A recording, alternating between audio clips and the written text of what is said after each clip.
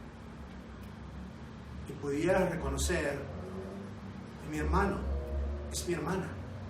Somos una iglesia. 1 Corintios 10:11 dice, nosotros siendo muchos, como el pan es uno, somos uno. Esa es la iglesia, hermanos y hermanas.